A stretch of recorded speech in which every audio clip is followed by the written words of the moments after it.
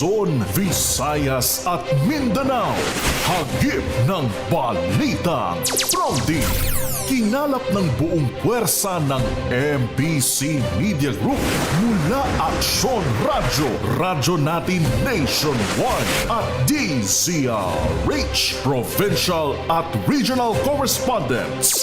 Balita. Pronti kasama si Kises Habson. DZRH Balita. Pronti.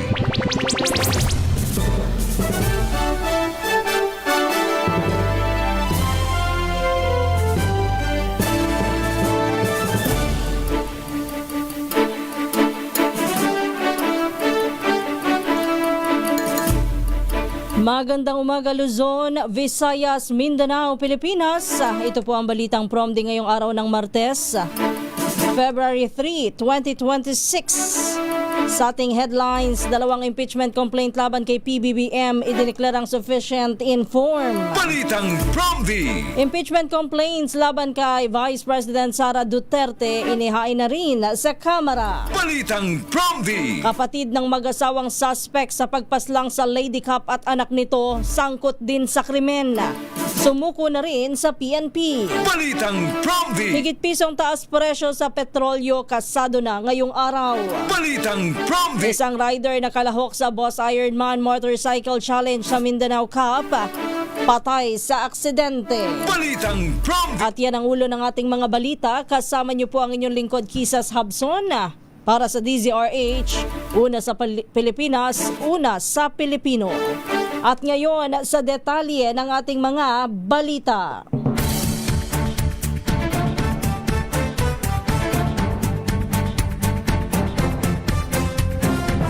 Idineklara ng House Committee on Justice na sufficient in form ang 2 impeachment complaint na inihain laban kay Pangulong Ferdinand Marcos Jr. Sa pagdinig ng komite na pinamumunuan ni Batangas Representative Jervil Luistro, idineklarang sufficient in form sa botong 46-1 at isang abstain ng reklamong inihain ni Attorney Andre De Jesus at inendorso ng Pusong Pinoy Party List Representative Journey Jet Nisaya. Sufficient informed din sa botong 45 na pabor, 9 na tutol at isang abstain ang reklamo na inihain naman at inendorso ng Makabayan Black. Ipiniliwanag naman ni Luistro na sufficiency in form ay tumutukoy po sa formal requirement ng isang reklamo gaya ng pirma ng mga complainant, endorsement at panunumpa rito ng naghain. Ngayon namang araw, tatalakayin ng komite kung sufficient in substance ang mga reklamo. Sakaling ideklarang hindi sufficient in substance ang reklamo ay mababasura. Ang report ay isusumiti naman sa plenaryo. Balitang Promdi!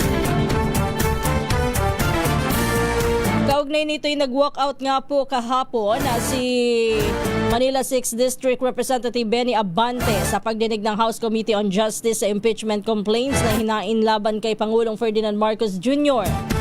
Yan ay matapos na ideklara ng komite na parehong sufficient in form ang 2 impeachment complaint.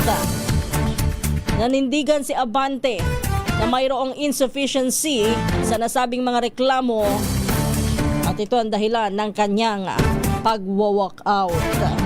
Balitang Promdi!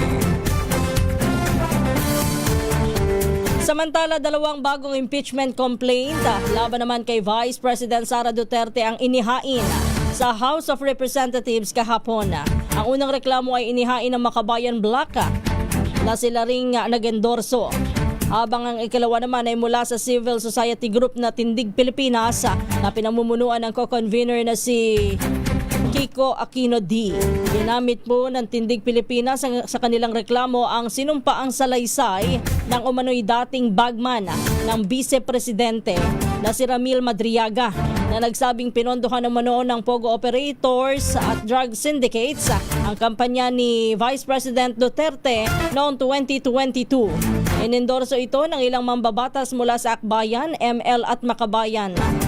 Tinanggap naman ni House Secretary General Cheloy Garafil ang 2 reklamo. Balitang Promdi!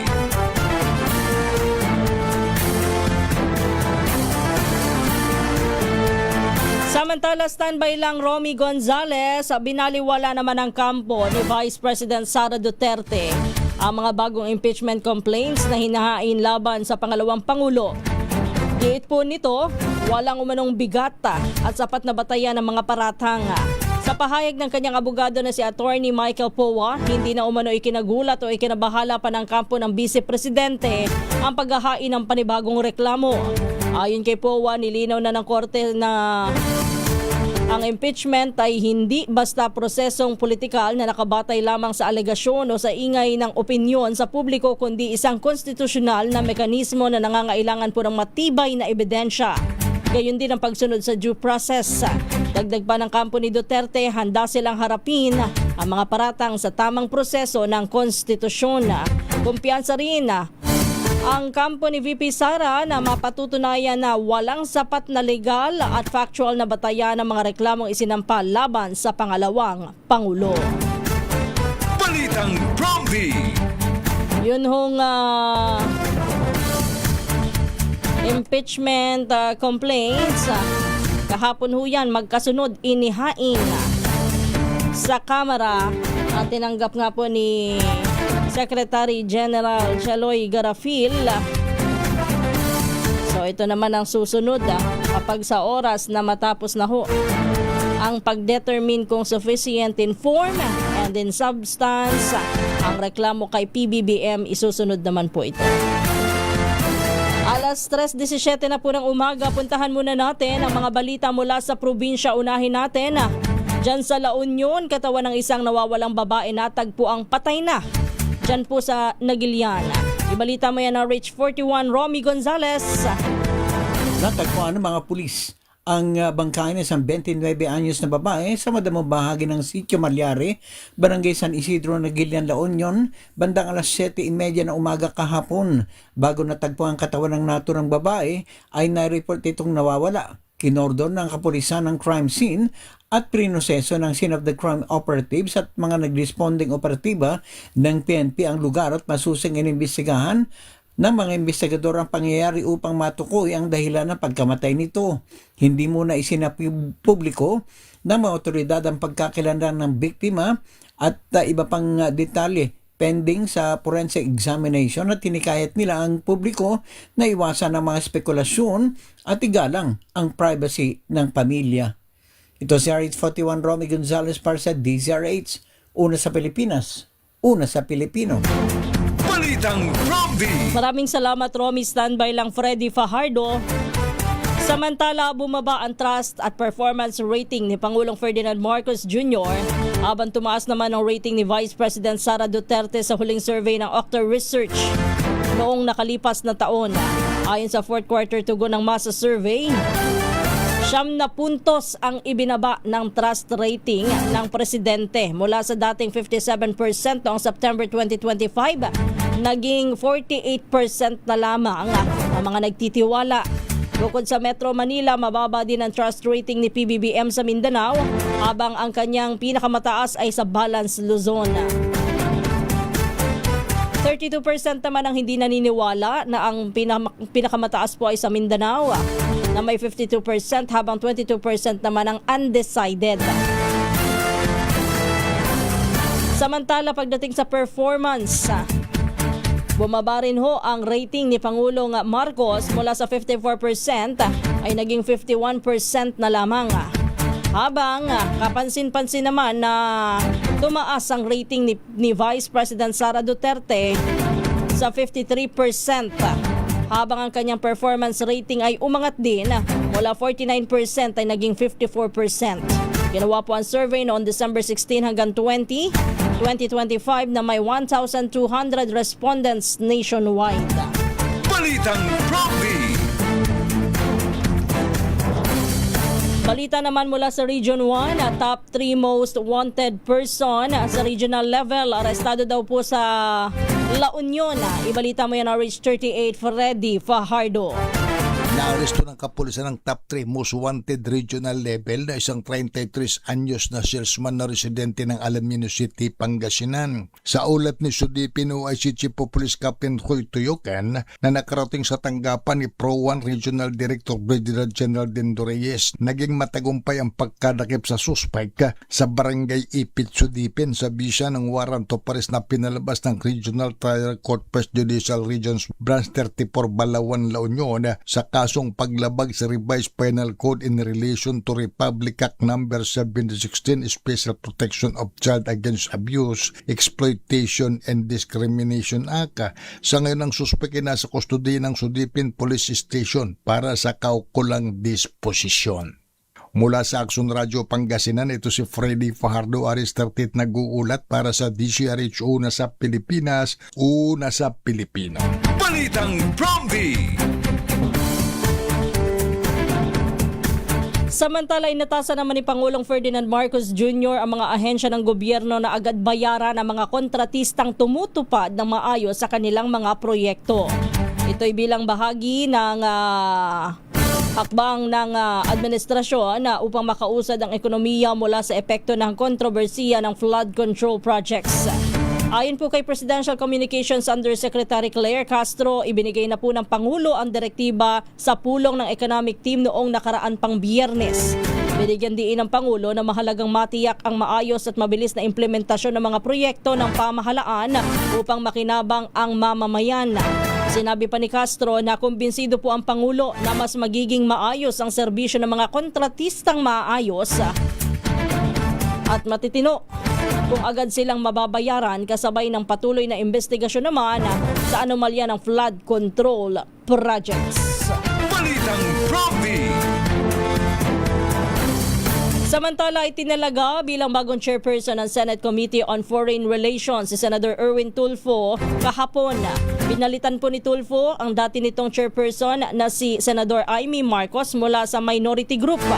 Matatanda ang nagkaroon ng ugong na papalitan ng bagong chairmanship nito bilang bahagi po ng patuloy na pagbabago sa Senado. Nauna nang lumutang ang pangalan po ni Senador Tulfo na siya nang hahawak nito noon pang nakalipas na linggo. Balitang Promdi. Balikan natin mga balita pa rin sa probinsya sa Central Luzon. Isang kumpanya sa Bataan naghatid daw po ng kaalaman at kasiyahan sa 50 daycare students sa Maribeles. Ang detalye, balita mo yan. RH37, Danny Kumilang. Namahagi ang isang kumpanya ang Aboitiz Power sa pamamagitan ng GN Power Maribeles Energy Center, GMIC at GN Power Dingining, GNPD, ng Project Saysay Outreach na nakinabang ang 50 daycare pupils mula ito sa Barangay Batangastos, Maribeles, Bataan. Isinagawa ito katuwang ang Rotary Club at Maribeles kung saan 8 voluntaryong empleyado ng GMIC at GNPD ang nanguna sa mga gawain na nakatuon sa kaligtasan at pangangalaga sa kapaligiran. Lumahok ang mga bata sa interactive storytelling, safety orientation at turn ways to art workshop upang mahubog ang kamalayan sa kalikasan. Namahagi rin ang grupo ng bitamina, hygiene kit at masustansyang pagkain para sa kanilang kalusugan. Ayon dito kay Joseph Paulo Mendoza, manager ng Reputation and Stakeholder Management ng GMIC, GNPD, layunin ng programa na hubugin ang mas mabuting kinabukasan sa pamamagitan ng makabuluhang aral para sa kabataan. Ang Project Saysay ay buwan ng outreach program ng GMIC at GNPD na pinangunahan ng mga empleyadong nagdiriwang ng kanilang kaarawan bilang pagbabalik serbisyo sa komunidad. Danny Kumilang, RH37, DCRH, Una sa Pilipinas, Una sa Pilipino. Balitang Promdi. Samantala, hindi naman itinanggi ni Senador o ni Senate Minority Leader Alan Peter Cayetano na may mga usap-usapan o pag-uusap hinggil sa pagpapalit ng liderato sa Senado. Ayon po sa Senador, hindi rin naman sekreto na gustong maging majority ng minority gaya ng nangyari sa grupo noon ni na Senate President Tito Soto. Pero aminado siya na hanggang sa ngayon, hindi pa rin kumpleto ang Magic 13 para magawa ang pagpapalit sa Senado. Samantala, pinabulaan na naman ito ni Senate President at sinabing wala siyang naririnig patungkol dito. Dagdag pa ni Senate President Vicente Soto III, kung mayroon mang hindi kontento sa kanyang liderato, bunsod ito ng kanyang pagiging istrikto sa pamumuno. Una dito'y kumalat ang mga bulong-bulungan dyan sa Senado na may papalit na sa pamumuno at ito daw po ay babae. Unang babaeng Senate President. Sino kaya yun? Balitang Prompty. Balikan natin mga balita naman mula sa Negros Oriental. Police Colonel Timar Alam, itinalagang bagong officer in charge ng Negros Oriental Regional Police Office. Ibalita mo yan, RH46 Rex Cantong. Itinalagang bagong officer in charge ng Negros Oriental Police Provincial Office si Police Colonel Timar Alam kahapon. Mismo si Police Brigadier General Tomas Ibay, Regional Director ng Police Regional Office Negros Island Region, ang nanguna sa assumption of office ceremony sa Camp Lieutenant Colonel Francisco C. Fernandez Jr. sa Barangay Aganan, Bayan ng Sibulan, Negros Oriental, kasama na sina Honorable Manuel Chaco Sagabarya, Gobernador ng Negros Oriental, at Honorable Manuel Chiquiting Sagabarya, Alkalde ng Dumaguete City, at iba pang mga opisyal ng kapulisan. Ayon kay Gobernador Sagabarya, papaigtingin pa ni Colonel Alam ang pagbibigay ng seguridad sa buong Negros Island o Negros Oriental, at papaigtingin din ang kampanya laban sa illegal na droga at mga krimen. Ayon naman kay Police Brigadier General Ibay, kailangan na ibigay ang makakaya at lahat na pagbibigay ng seguridad sa buong lalawigan. Ito si RH46 Rex Cantong para sa DZRH, una sa Pilipinas, una sa Pilipino. Balitang Prompty. Alas 3:28 na po ng umaga. Sa pagpapatuloy pa rin ng ating mga balita, standby lang Jocelyn Maque. Wala daw hong puwang ang mga EPAL. Yan naman po ang sinabi ni Senate President Pro Tempore Ping Lacson matapos suportahan ng kautusan ng Department of Interior and Local Government o DILG.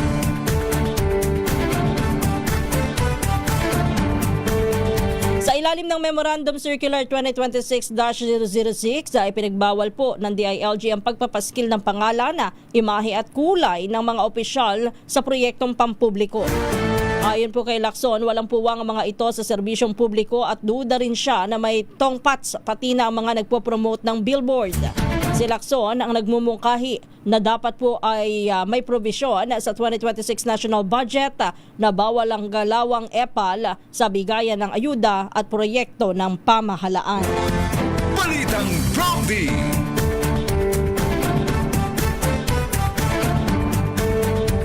Nagpatupad naman ng health protocols ang Philippine National Police sa ASEAN meeting para masigurong maiiwasan ang banta ng Nipah virus. Ayon kay PNP Director for Operations Major General Ronnie Francis Cariaga, tuloy lang ang mga scheduled events basta nasusunod ang ibinaba nilang protocols. Nauna nang sinabi po ng Department of Health na wala pang naitatalang kaso sa bansa. Patuloy din nila na isasagawa ang kaukulang hakbang para hindi makapasok ang virus. Nagsimula po ang meeting ng ASEAN noon pang Enero, habang sa probinsya ng Cebu, ito isasagawa o nagsagawa ng ASEAN Tourism Forum noon lamang nakaraang linggo. Balitang Prompty. Alas 3:29 na po ng umaga, puntahan na natin si Jocelyn Maque sa Western Visayas. Higit 60 milyong pisong halaga po ng shabu na samsam sa Western Visayas sa buong buwan ng Enero. Ibalita mo yan, go ahead, Jocelyn Maque. Malaking halaga ng iligal na droga ang nakumpiska ng iba't ibang unit ng Police Regional Office 6 sa buong buwan ng Enero. Umaabot sa 60.6 million pesos na halaga ng suspected shabu na may bigat na 8.917 grams at 72,000 pesos na halaga ng marijuana ang nasamsam sa 137 ng mga drug personality. Maliban dito, nagpapatuloy rin ang operasyon ng pulisya laban sa mga wanted persons, kampanya kontra sa loose firearms, illegal gambling, illegal logging, illegal fishing at iba pa. Ayon kay PRO6 Director Brigadier General Josefino Ligan, nagawa ang nasabing accomplishment dahil sa teamwork, disiplina, sakripisyo ng mga pulis sa rehiyon. Mula sa Aksyon Radyo Iloilo, ito si Jocelyn Make para sa DZRH, una sa Pilipinas, una sa Pilipino.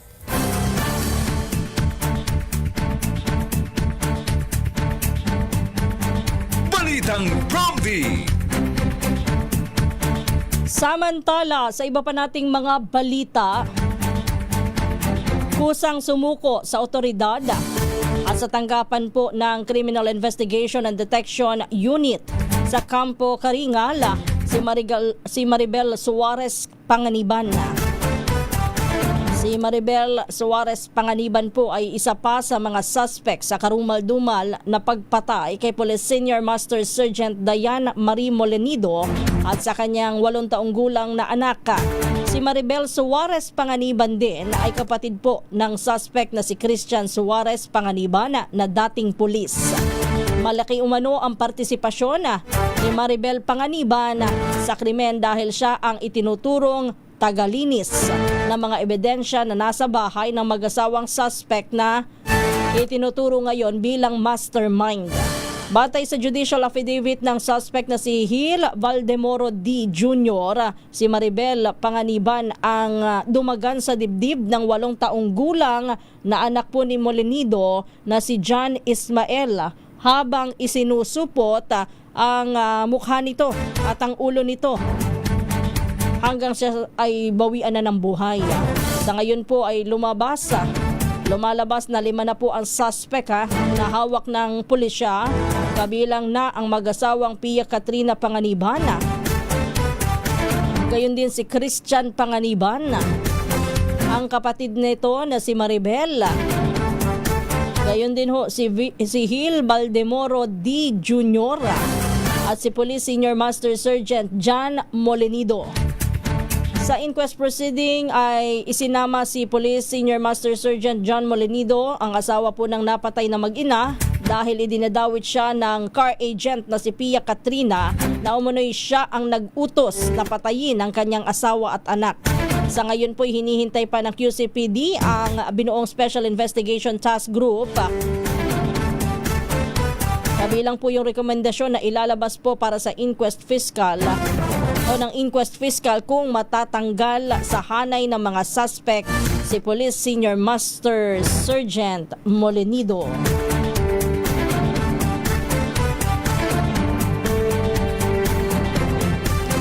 Sa kaugnay na balita, may natukoy na nga daw ho na motibo ang Philippine National Police sa pagpatay kay Senior Master Sergeant Dayan Marie Molenido at sa kanyang 8 taong gulang na anak na si John Ismael.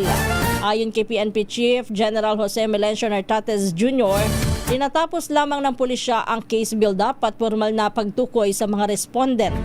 Tinayak din niya na ilalantad ng pambansang pulisya ngayon hong araw ang mga detalye, kabilang na ang pangalan ng mga suspect at ang motibo talaga sa krimen.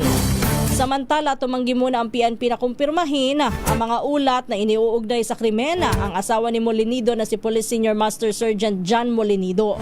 Gate po ng PNP, maglalabas sila ng opisyal na pahayag kapag beripikado na ang lahat ng impormasyon. Balitang Promdi. Bitinin muna natin yung storya. Puntahan muna natin ang report naman ni Jimmy Angay-Angay dyan sa Eastern Visayas. Yun daw pong residente ng Leyte at Samar pinayuhan na huwag maging kampante kahit na bumaba na ang kaso ng dengue fever. Ibalita mo yan, RH32 Jimmy Angay-Angay. Hindi dapat maging kampante ang mga residente sa pagbaba ng kaso ng dengue fever sa Eastern Visayas. Ito ang sinabi ni Department of Health Dengue Program Coordinator Leonido Olobia sa isang panayam. Ayon kay Lobia na ang trending noong 2024 mataas ang kaso ng dengue fever sa Eastern Visayas. Taong 2025 medyo bumaba. Posible sa taong 2026 naman ay tumaas. Ayon kay Lobia na base sa trending, ngayong taon ay posibleng tumaas. Pero sa record ng DOH sa Eastern Visayas may 21 na ang tinamaan ng dengue fever. Mas mababa ito kumpara sa nakaraang taon na mahigit 300 na kaso. Payo ng DOH sa mga residente na maglilinis sa mga bahay at bakuran at magpapacheck up agad kung makaramdam ng lagnat sa loob ng 2 araw para makaligtas sa naturang sakit. Mula dito sa DYVL Action Radyo Tacloban, ito si R32 Jimmy, angay-angay para sa DZRH, una sa Pilipinas, una sa Pilipino. Balitang Promdi.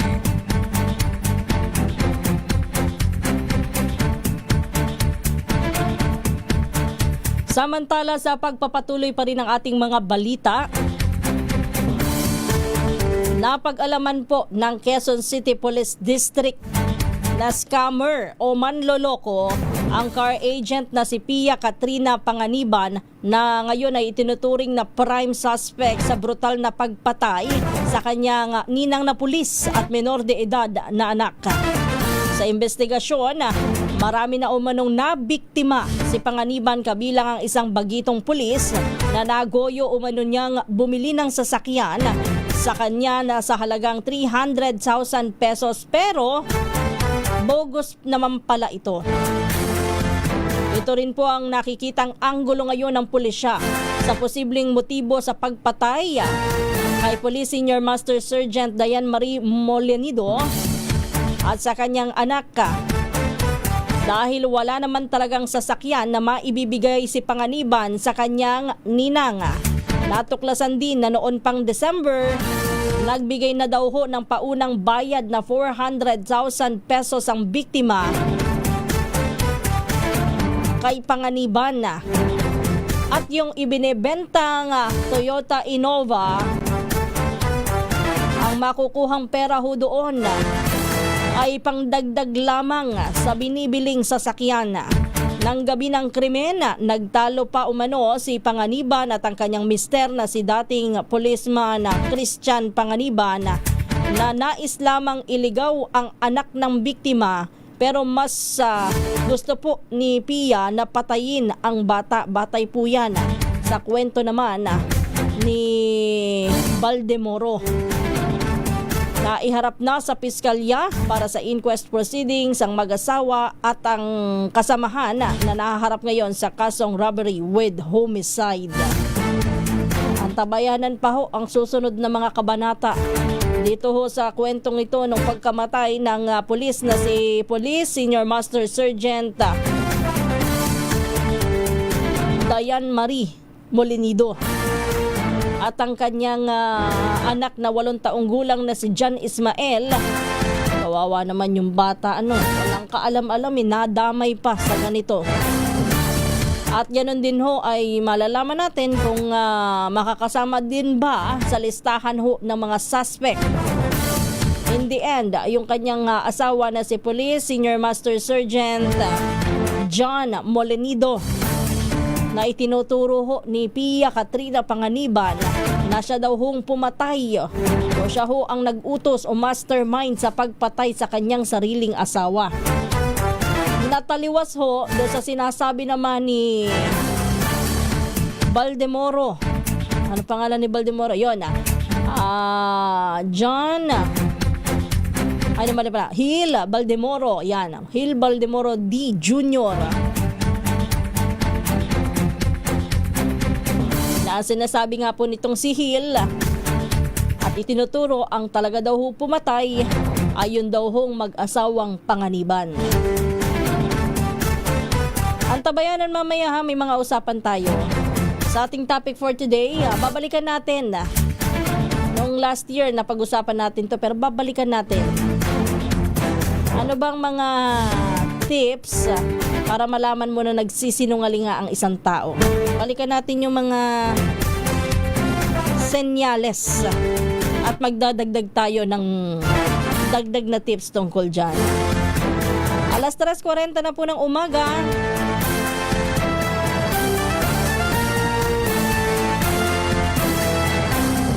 Itinanggi naman ng National Bureau of Investigation na sinubukan umanong suhulan ng negosyanteng si Charlie Atong ang ahensya sa gitna po ng patuloy na manhunt laban sa kanya dahil sa kasong ng missing sa Bungeros. Ayon po kay Acting NBI Director Angelito Magno, walang sinuman ang lumapit o nakipag-ugnayan sa NBI hinggil sa anumang tangkang panunuhol ni Ang.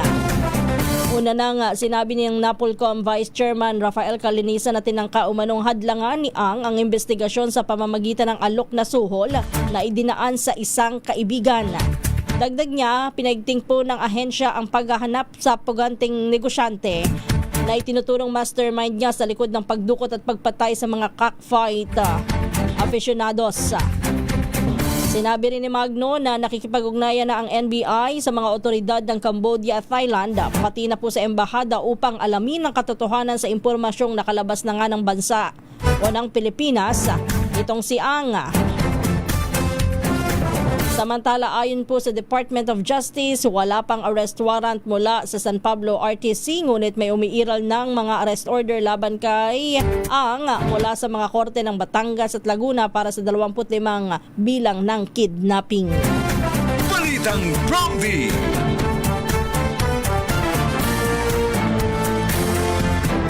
Wanted sa kaso na illegal possession of firearms dyan po sa Samar, natimbog sa operasyon ng pulis.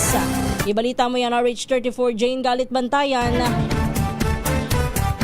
Arestado ng Calbayog Police ang isang lalaki na nahaharap sa kasong illegal possession of firearms. Ayon sa report ng PNP Calbayog, itinuturing itong wanted person ng kapulisan sa nasabing lugar sa Calbayog. Nakilala ito sa kanyang alias na si Jose, 39 na taong gulang, isang magsasaka at residente ng Purok 2, Barangay Osmiña, Calbayog City sa Samar. Ang pag-aresto ay naganap kahapon sa Barangay Osmiña, Calbayog sa panguna naman ng kapulisan mula sa Calbayog City sa pamumuno ni Police Lieutenant Colonel Dean Verrivita, ang Chief of Police. Ang akusado, ayon pa sa report ng PNP, ay mayroong warrant of arrest dahil sa paglabag nito sa Republic Act 10591 o Comprehensive Law on Firearms and Ammunition. Ang warrant ay binaba mula naman sa sala ng Regional Trial Court, Judicial Region Breast 32, Calbayog City sa Samar noong June 9, 2025. Samantala, ang korte naglagak naman ng piyasa na nagkakalaga ng 120,000 pesos para sa pansamantalang kalayaan na nasabing akusado.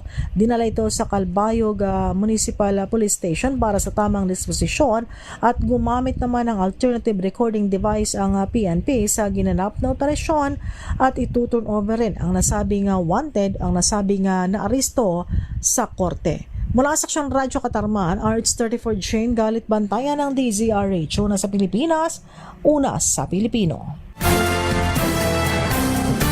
Balitang Prompty. Samantala, bad news sa mga motorista, mahigit piso po ang panibagong taas presyo sa diesel at kerosina na ipatutupad ngayong araw. Habang may dagdag din sa halaga naman ng gasolina. Ayon sa Shell, 1 peso and 60 centavos ang dagdag sa bawat litro ng diesel, 1 peso and 10 centavos naman sa kada litro ng kerosina, 80 sentimo naman sa bawat litro ng gasolina. Magkakabisa po ang adjustment mamayang alas 6 ng umaga. Ayon po sa Department of Energy, ang panibagong oil price hike ay epekto po ng kaganapan sa labas ng bansa tulad ng patakaran ng OPEC Plus na pigilan ang pagtaas ng kanilang output. Ito na po ang ika-4 na linggo, sunod-sunod na linggo ng pagsipa ng halaga ng gasolina habang ika-6 naman na linggo sa diesel at kerosene. Balitang Prompty.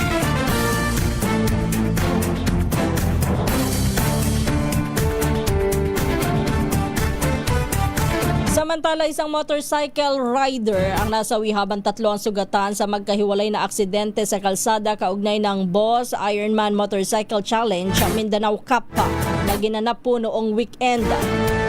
Kinilala po ang nasawi na si Ron Holmes Tomuhan, residente ng Nabunturan, Davao de Oro. Batay po sa investigasyon, nagsimula po ang endurance ride noong Sabado ng gabi sa General Santos City, patungo ng Cagayan de Oro City at sa ilang lalawigan pa ng Mindanao. Kalahok po si tumuhan sa Mindanao Cup, ngunit na aksidente ito matapos bumangga sa ang kanyang motorsiklo sa isang tricycle sa National Highway sa Kibawi, Bukidnon. Sinugod po sa ospital ang biktima, ngunit idineklarang dead on arrival.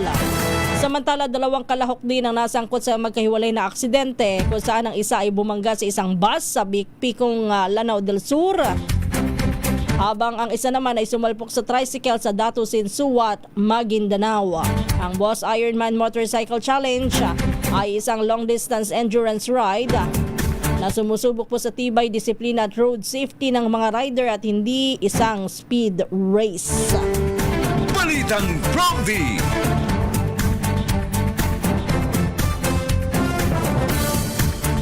Samantala, balita pa rin mula sa Mindanao, ang Davao Oriental Police Provincial Office kinilala daw po ang mga natatanging pulis at police stations sa flag raising ceremony. Ibalita mo yan, Jun Soter ng Action Radio, Davao. Kinilala ng Davao Oriental Police Provincial Office o DOPPO ang mga natatanging pulis at himpilan ng kapulisan sa isinagawang Monday Flag Raising Ceremony kahapon Lunes ng umaga sa harap ng administrasyon na building sa Barangay Dahican, Mati City, Davao Oriental. Pinangunahan ang programa ni Police Lieutenant Colonel Carlito Apilat, Deputy Provincial Director for Administration, sa ilalim ng pamumuno ni Police Colonel Richie Bukol, Provincial Director ng DOPPO. Bahagi ng aktibidad ang paggawad ng parangal sa mga personel at police stations na nagpakita ng kahusayan at dedikasyon sa serbisyo. Ginawaran ng medalya ng papuri sina Police Senior Master Sergeant Ervin Kinit at Police Master Sergeant Mercurio Lopez, kapwa miyembro ng 2nd DOPMFC, dahil sa kanilang natatanging pagganap at matagumpay na pagpapatupad ng search warrant na humantong sa pagkakaresto ng 2 individual dahil sa paglabag sa Republic Act 10591 o ang Comprehensive Firearms and Ammunition Regulation Act. Samantala, tumanggap naman ng Certificates of Recognition ang mga police station na nagtala ng pinakamarami na isagawang simultaneous anti-criminality and law enforcement operations o SACLEO sa loob ng 1 linggo. Kabilang sa mga kinilala ang Mati City Police Station, San Isidro Municipal Police Station, Governor Generoso Municipal Police Station at Baganga Municipal Police Station. Ito si Jun Soter para sa DZRH. Una sa Pilipinas, una sa Pilipino. Balitang Promdi. Samantala, nadagdagan pa ng 2 ang bilang po ng mga nasawi sa paglubog ng MV Tricia Kirsten 3 matapos na ma-recover ang 2 bangkay sa karagatan malapit sa Baluk-Baluk Island sa Basilan. Ayon po sa Philippine Coast Guard, na-recover ang mga labi ng Joint Search and Rescue Team bilang bahagi po ng nagpapatuloy na operasyon sa lugar. Dahil dito umakyat na po sa 42 ang kabuuang bilang ng mga nasawi sa trahedya na nangyari noong January 26. Nananatili naman sa 316 ang bilang po ng mga nakaligtas mula sa lumubog na Roro vessel. Balitang Promdi. Itinanggi naman ni Zamboanga City Mayor Kaimer Olaso na nakikialam siya sa investigasyon ng paglubog ng MV Tricia Kirsten 3. Yan ay matapos ng pagkumpirma niya na ang kanyang asawa ay incorporator ng Allison Shipping Lines. Wala niyang dahilan upang makialam pa siya sa kaso dahil iniwan na niya ang kumpanya mula pa nung siya ay pumasok na sa public service noong 2019. Nanawagan din si Olaso sa Allison Shipping na akuin ang buong pananagutan sa insidente na ikinasawi ng 42 katao batay sa pinakahuling tala. Inimok din po niya ang Philippine Coast Guard, gayon din ang Marina at iba pang ahensya ng pamahalaan na magsagawa ng hiwalay na investigasyon sa insidente na nangyari nitong nakalipas na Enero. Samantala, kinumpirma naman ng Philippine Coast Guard na 2 pang bangkay ang na-recover sa karagatan po ng Basilan, habang nananatili nga po sa 316 ang bilang ng mga survivor. Balitang Promdi. At dyan na po nagtatapos ang ating balitaan dito po sa Balitang Promdi. Tayo ho ay dadako na sa pangalawang bahagi ho ng ating programa. Oras natin, 10 minuto bago sumapit ang 4:00 ng umaga. Balitang Promdi.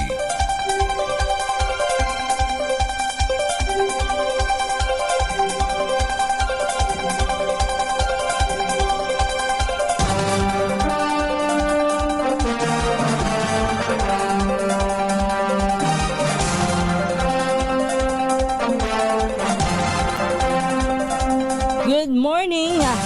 Isang magandang umaga po ang ating pagbati sa lahat ng mga nakikinig, nanonood at nakatutok ngayon dito sa ating programa. Ito nga po ang Balitang Promdi. Ngayon po ay araw ng Martes, February 3, 2026. Kumusta na po ang lahat ng ating mga kababayan all over the world? Yung ating pong mga Filipino overseas. Kumusta na rin ho kayo? Lalo na sa mga malalamig na lugar. Ingat ha, ingat ho kayo ha.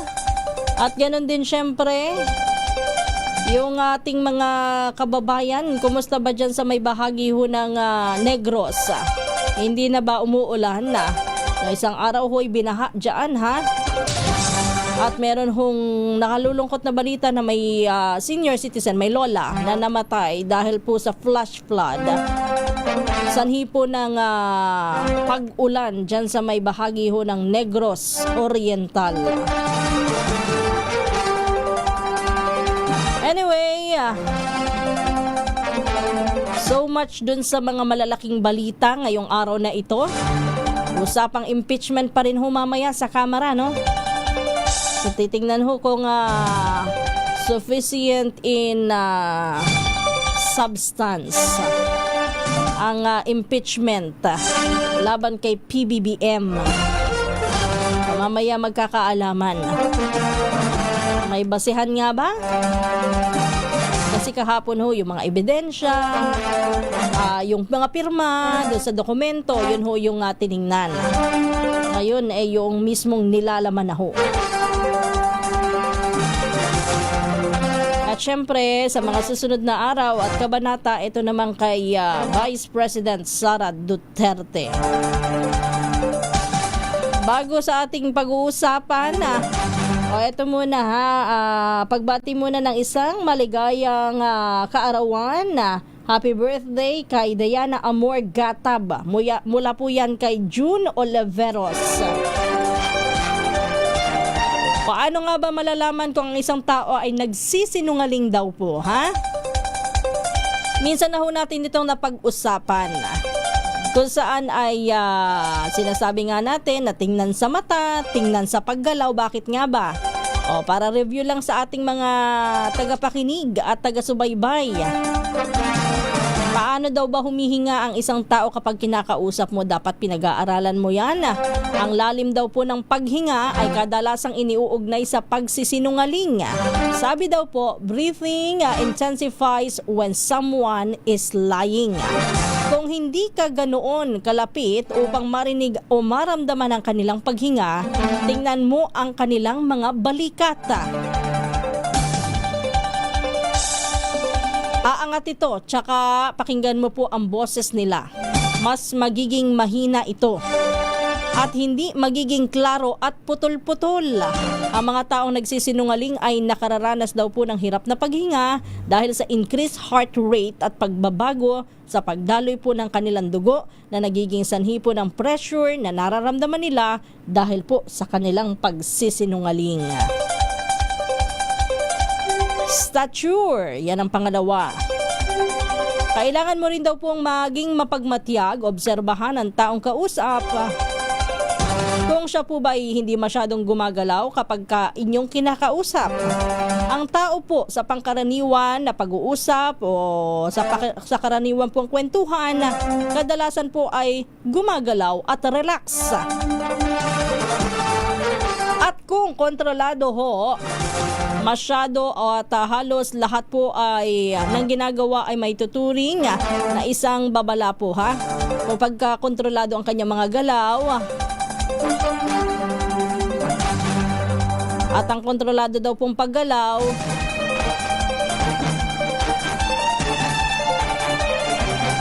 Maituturing daw po ito na hindi tama ang kanyang ginagawa.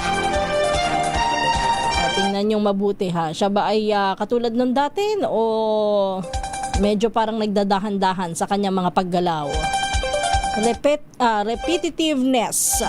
Ito po ay kadalasang nangyayari kung gusto kang kumbinsihin ng isang tao upang paniwalaan mo ang kanyang punto sa pamamagitan po ng pag-ulit ng kanilang mga sinasabi. Ginagawa po nila ito para mapaniwala na ang kanilang kasinungalingan ay maikukonsidera po ang totoo. Halimbawa nito ay ang kadalasang pagsasabi ng salitang hindi ako, sa pag-aakalang magiging excuse nila ito sa responsibilidad ng kanilang gagawin. Isa rin itong paraan ng mga nagsisinungaling upang makubuo po ng mas detalyadong istorya. Ito ang gusto kong ipunto sa inyo ha, covering his or her mouth. Ang mga tao daw po na nagsisinungaling, kadalasan daw ho ay nagtatakip po ng kanilang bibig kung hindi nila gustong sagutin o sagutan ng isang tanong o issue. Isa po itong direktang indikasyon na wala silang balak na magsabi po ng totoo. Shuffling their feet. Ang pagpapagalaw daw po ng mga paa ay isang paraan din upang ubusin po ang enerhiya na dulot po ng kaba. Nagpapakita po ito sa mga tao,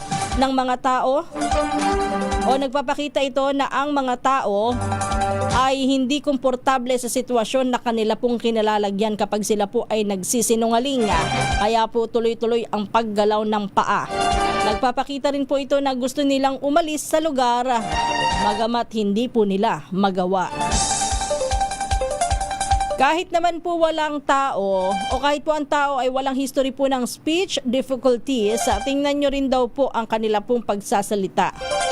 Ang mga tao daw po na nagsisinungaling ay may difficulty sa pagsasalita. Yan po ay nangyayari kapag sila po ay nakararamdam ng pressure. Dahil po ito sa nervous system ng katawan na nagde-decrease ng daloy po ng saliva o laway sa mga oras ng stress na nagiging dahilan po ng pagkatuyo ng mucous membrane ng bibig. Yung infrequent blinking, ang hindi po pagsasabi ng totoo ay nag-i-involve daw po ng hindi masyadong eye contact. Subalit taliwas po sa paniniwala o sa pinaniniwalaan ng mga nagsisinungaling daw po ay susubukan pong manipulahin ang taong kausap gamit po ang extended eye contact. Sa paglalahad po ng katotohanan, ng normal na tao ay tumitingin din naman talaga sa ibang mga bagay o sa kanya pong kapaligiran. Pero kapag po iyan ay talagang kita nyo na tumititig sa inyo, na sobra-sobra na nakakailang na, baka hindi naman talaga siya nagsasabi ng totoo at sa halip, pinaniniwala lamang niya kayo. Lalo na alam niya na kapag ang pagsasabi daw po ng totoo ay mas convincing kapag naka-direct contact ang mata o may eye contact. Ika nga ha? Ini-intimidate lang kayo. Kaya wag nung masyadong maniniwala na kapag po direkta po ang eye contact sa inyo ay ibig sabihin niya na totoo na ang sinasabi. Minsan po'y nakakalito yan, ha? Ayun na. Actually, maraming magsasabi niya na. Sa February 14, di ba, Billy? Marami ang titingnan ka mata sa mata at sasabihin sa iyong mahal kita. Yun. Huwag masyadong maniwala kapag ka direct eye contact ang ginawa at masyadong matagal. Yung titig na titig sa'yo. Baka hindi na totoo yung sinasabi, ha? Anyway, isang magandang umaga po ang ating pagbati kay Jojo T. Ganon din po kay Alberto Perez. Magandang umaga kay Bentong. Ang mga nagsisinungaling pag nag-i-interview, I will not answer that question, no comment. Pinopolitika lang daw sila. O yun. First, Navarro Galindez, isang magandang umaga. Ganon din kay Ramon Lagman. Wala dyan sa Tondo, Maynila.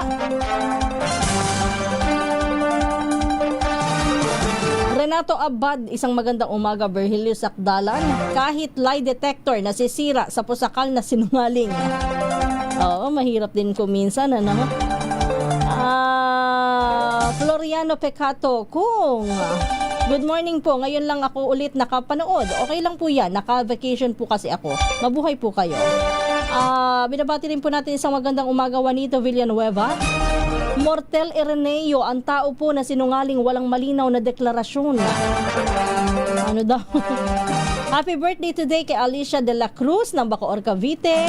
From Juanito and Rosario Villanueva ng Bayanan, Muntinlupa City. Isang magandang umaga at happy birthday din kay Rogelio Banyaga. Ang dami naman nagdiriwang ng kaarawan ngayon, ha? Happy birthday, Rogelio Banyaga Jr., Salve de la Verges at Larry Bernardino. Julie Paglinawan ng Ibaan, Batangas, happy birthday din daw. Ayan, nautol daw po at hindi mapakali. Ani Reyes, isang magandang umaga. Kay Feli B. Babe at kay Alberto Bugawan Anyasco. Sa mga hindi ko po nabati, Filemon Mamuwad, isang magandang umaga. Evan Lang, good morning. Sa mga hindi ko po nabati, nako, pasensya na po. Oras na para magpaalam. Ito po ang Balitang Promdit. Maraming salamat sa inyong lahat. Ito po ang inyong lingkod, Kisas Habson. Susunod na si Kong Angel Palmones at ang Magandang Umaga, Pilipinas. Oras po natin, 1 minuto na makalipas ang 4:00.